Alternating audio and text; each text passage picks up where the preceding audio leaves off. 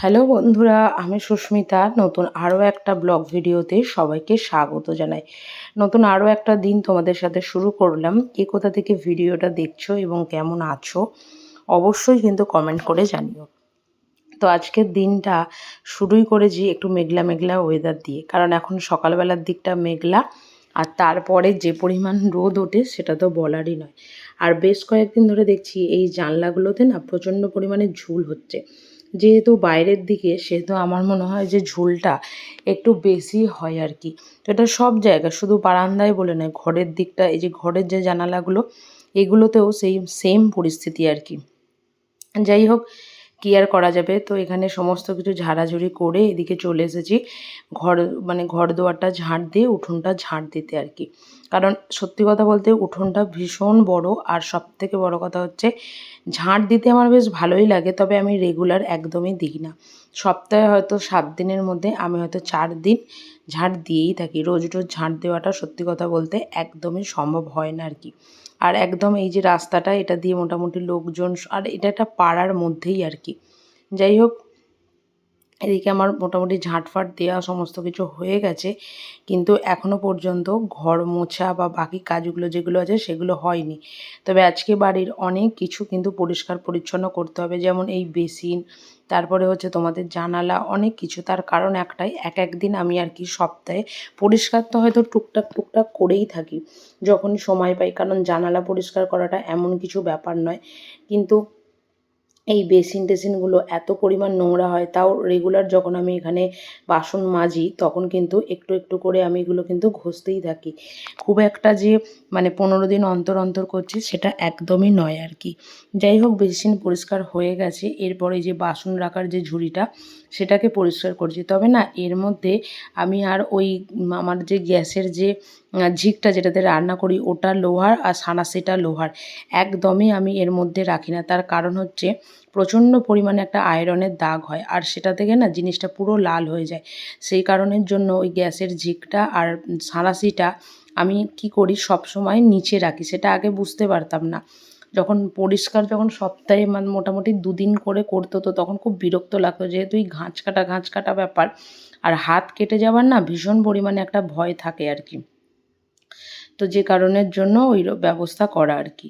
তো এখানে সকালে জলখাবার বানাতে এসেছি। তো সকালে জলখাবারে আজকে হবে হচ্ছে বড়মশাইয়ের আবদারে পরোটা, আর আমার হচ্ছে রুটি। আর তোমাদের সাথে আজকে আমি যে ব্লগটা শেয়ার করছি এটা হচ্ছে রবিবারের ব্লগ।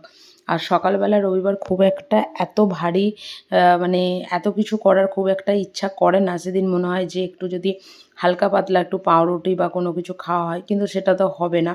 যাই হোক, এদিকে একটু ডিম দিয়ে আলু পেঁয়াজ আর কাঁচা লঙ্কা দিয়ে একটু ভুজিয়া টাইপের করে নিয়েছি। আর দুপুরবেলা যেহেতু বললাম আজকে রবিবার, তো সেই কারণের জন্য এখানে করব হচ্ছে পোলাও, আর তার সাথে করব হচ্ছে মাটন।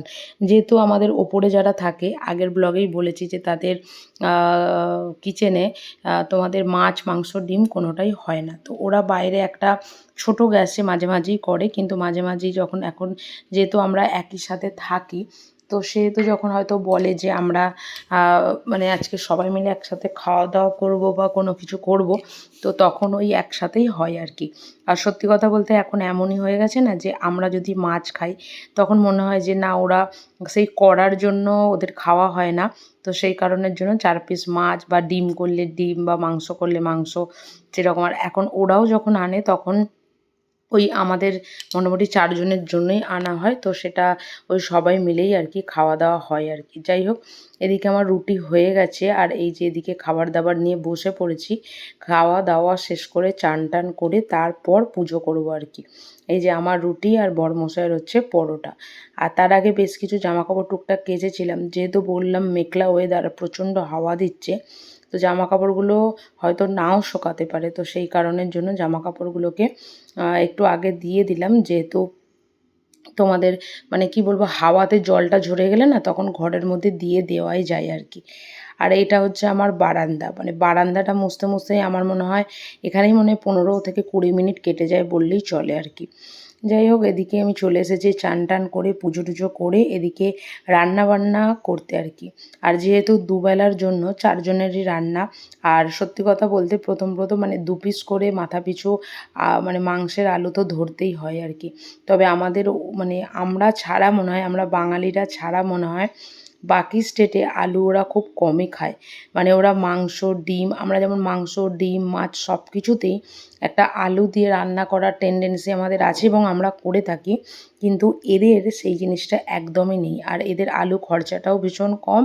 মানে শুধু সবজি বানাবে তো শুধু পটলের সবজি, যদি ঝিঙে করে শুধু ঝিঙে পেঁয়াজ দিয়ে সবজি, আলু খুব একটা ওরা করতে চায় না একদমই।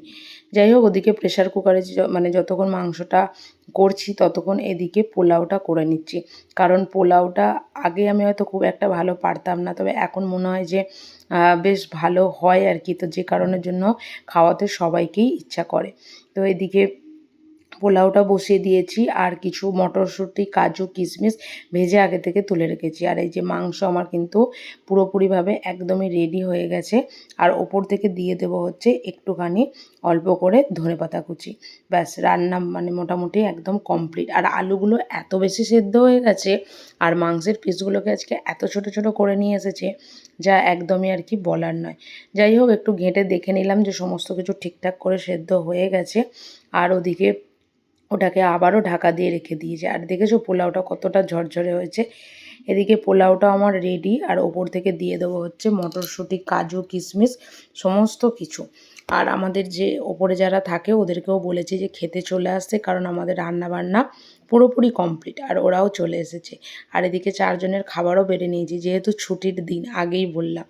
তো চলো, আজকের ব্লগটা এখানে শেষ করছি। যদি কিছু ভালো লেগে থাকে একটা লাইক করো, শেয়ার করো, চ্যানেলটি সাবস্ক্রাইব করে পাশে থেকো। দেখা হবে নতুন আরও একটা ব্লগ ভিডিওতে, নতুন আরও একটা দিনের সঙ্গে খুব তাড়াতাড়ি। সুস্থ থাকবেন, ভালো থাকবেন। ব্লগটা কেমন হয়েছে অবশ্যই কিন্তু কমেন্ট করে জানাবেন। টাটা।